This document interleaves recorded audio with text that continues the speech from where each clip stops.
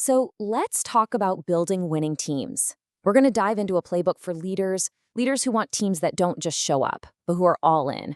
We're really getting into the massive difference between just getting compliance and actually earning true, genuine commitment. And let's just start with this question, because it's really at the core of everything. Take a second and really think about it. Do you want people to follow you or just to obey you? See, the difference is huge. Anyone can make someone obey. They'll comply, sure, they'll do just enough to get by. And then they go home and start looking for a real leader, someone who's actually worth following. All right, so here's the game plan for today. First, we'll break down the leader's dilemma that so many of us face. Then, we're going to untangle the all-important difference between leading and managing. After that, I'll walk you through a really simple framework to put it all together. And we'll wrap up with 2 super practical tools you can start using literally the second this is over. Okay, let's jump right into our first section, the leader's dilemma. Now, this is a trap that honestly countless organizations fall into, and a lot of them don't even realize it's happening.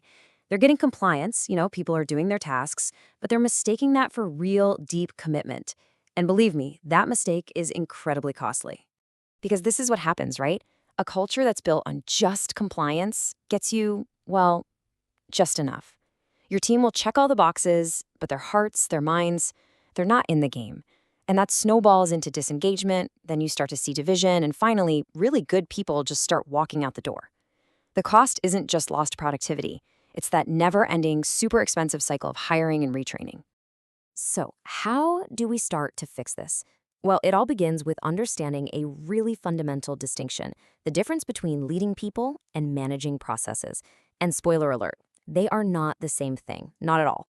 Okay, pay close attention to the language here, because this tiny little shift in how you talk creates a massive difference in the result. See, managing is all about the what. It's here's what to do. It's basically a transaction. And what you get back is compliance. But leading is about the why. It's here's why this matters, now come with me. That's an invitation. And that's how you earn commitment. This quote really just hits the nail on the head. It's not that people are lazy or that they don't want to work hard. It's that we are all, as human beings, resistant to feeling like our effort is pointless. So, a leader's number one job? It's to connect the work people are doing to a bigger purpose. But let me be absolutely crystal clear here. This is not some anti-management message. You 100% need both. Think about it. All vision and no management? That's just chaos. Nothing gets done. An all process with no leadership? Well, that's a one-way ticket to disengagement. The real goal is to find that harmony where leadership inspires people and management empowers them to get the job done right. So, if you need both, how do you actually do it? Well, let's get into a simple playbook that brings all these ideas together into a framework you can actually use. This is all about building a culture where people feel seen, they feel valued, and they feel like they're there on purpose. And here it is. It's a really simple 3-step cycle. Step 1, lead the people. You got to connect them to the why, so they want to come with you. Step 2, manage the process. Give them total clarity so they know how to win. And then step 3, measure and improve the results. You have to track what's working so you can get better and better. This simple loop is the engine that drives both morale and retention.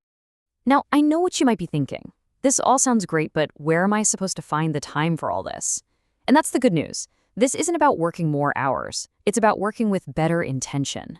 So let me give you 2 really simple tools you can start using today. Okay, this first tool is so powerful because its impact is just completely out of proportion to the effort it takes.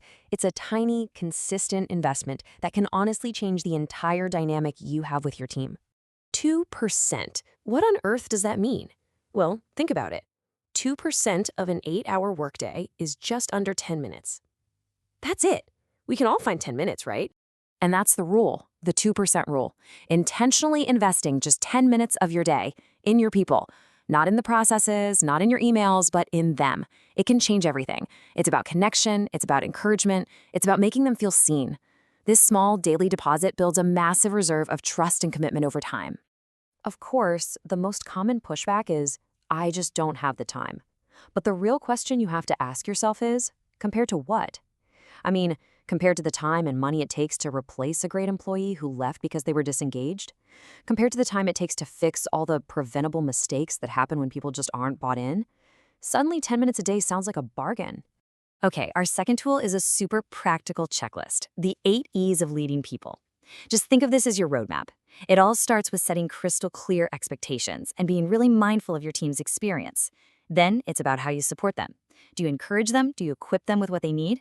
Then you get into the work itself, helping them execute, pushing for excellence, and then being able to step back and evaluate fairly and giving them room to experiment with new ideas. This isn't about being perfect in all 8. It's about being intentional across the board. And this brings us to a really crucial bottom line truth. As a leader, there is no neutral ground. Every single interaction you have, every email you send, every meeting you run, every quick chat in the hallway is either helping or it's hurting. It's either building up that commitment or it's just reinforcing compliance. So, as we wrap things up here, I want to leave you with this question. Just look back at those 8 E's we just talked about. Be honest with yourself. Which one are you maybe under-delivering on right now? And even more importantly, what's one small thing you can do today to start to change that? Because that right there, that's where the real work begins. And that's how you build a winning team on purpose.